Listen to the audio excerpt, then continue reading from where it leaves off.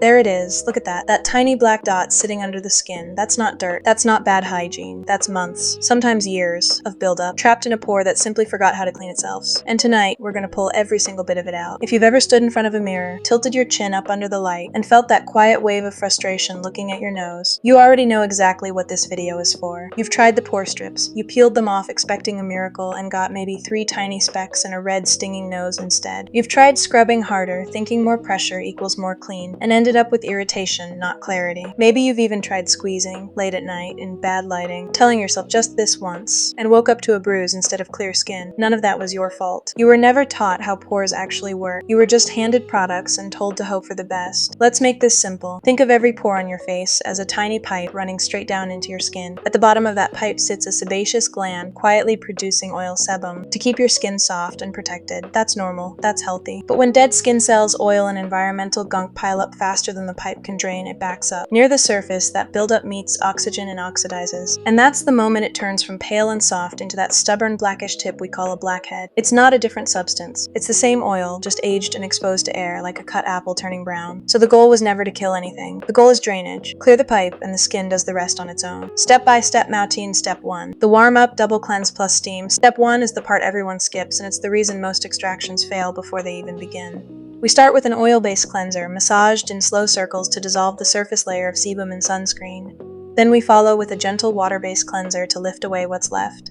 This is double cleansing, and it matters because oil dissolves oil. Water alone can't break down what's sitting on the surface. After that, warm steam for 90 seconds. Heat does something pressure never can. It softens the walls of the pore itself, like loosening a tight knot before you untie it.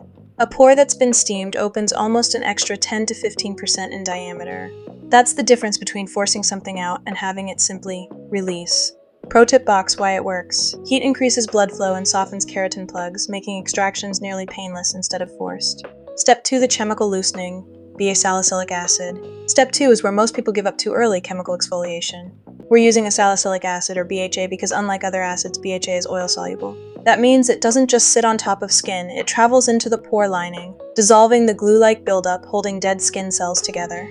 Think of it like a tiny pipe cleaner moving down through that clogged pipe we talked about earlier, breaking apart the blockage from the inside before any physical tool ever touches the skin. We let this sit for 5 full minutes. Patience here is what separates a satisfying clean extraction from a forced traumatic one. Pro tip box why it works. BHA breaks down the bonds between dead skin cells, so the blockage becomes loose and mobile instead of cemented in place. Step 3, the extraction vacuum tool. This is the part you came for. The vacuum extractor works on gentle, continuous suction, never sharp pulling, never digging. The tip glides in slow, even passes, the same direction the pore naturally drains. And because we've already steamed and loosened everything in steps 1 and 2, the debris doesn't need to be forced out. It practically lifts itself. Listen to that. That subtle, satisfying release with every pass. That's not damage, that's relief. That's a pore finally being able to breathe for the first time in months. We move slowly across each zone, nose first, since oil glands are largest there, then chin, then forehead. Never the same spot for more than 2 to 3 seconds at a time. The skin will tell you when it's done. It softens, it calms, it stops resisting. Pro tip box why it works. Continuous, gentle suction follows the pore's natural shape, so debris exits intact instead of breaking apart and leaving residue trapped beneath the surface. Mistakes and warnings, and this is where most people go wrong. They skip the steam and step straight to extraction, and end up bruising the skin, because they're forcing a closed pore to open under pressure instead of letting heat open it naturally. They use the vacuum on the same spot over and over, thinking longer means cleaner. It doesn't. Past a few seconds, you're not extracting anymore. You're just damaging capillaries. And that's exactly how those dark red marks and broken vessels happen. And the biggest myth of all, that you need to extract every single day to stay clear. You don't. Skin needs 48 to 72 hours to fully recover and rebuild its barrier. Extracting daily doesn't speed up clear skin, it just keeps reopening a wound before it's had the chance to heal.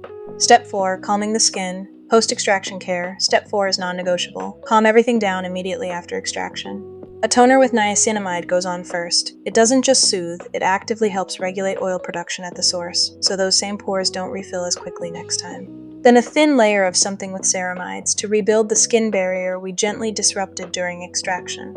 Think of ceramides as the mortar between bricks. They hold the surface of your skin together, keeping moisture in and irritants out. Pro tip box why it works. Extraction temporarily weakens the skin barrier. Ceramides and niacinamide rebuild it fast, which is the real reason skin looks calm, not red, by the next morning. Step 5. The lock-in, clay plus cooling. The final step is a thin kaolin or bentonite clay mask left on for no more than 7 minutes.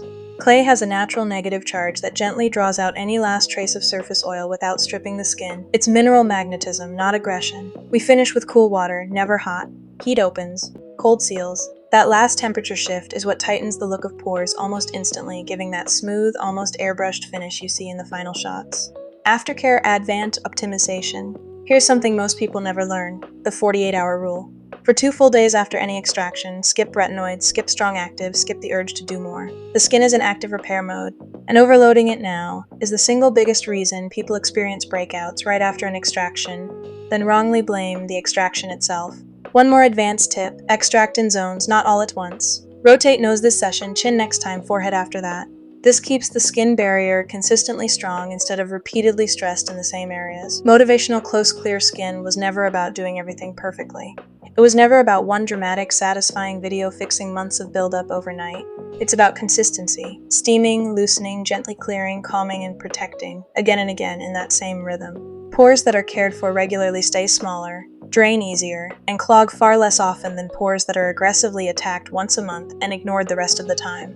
You don't need perfect skin tonight. You just need to start the rhythm. Thank you for watching.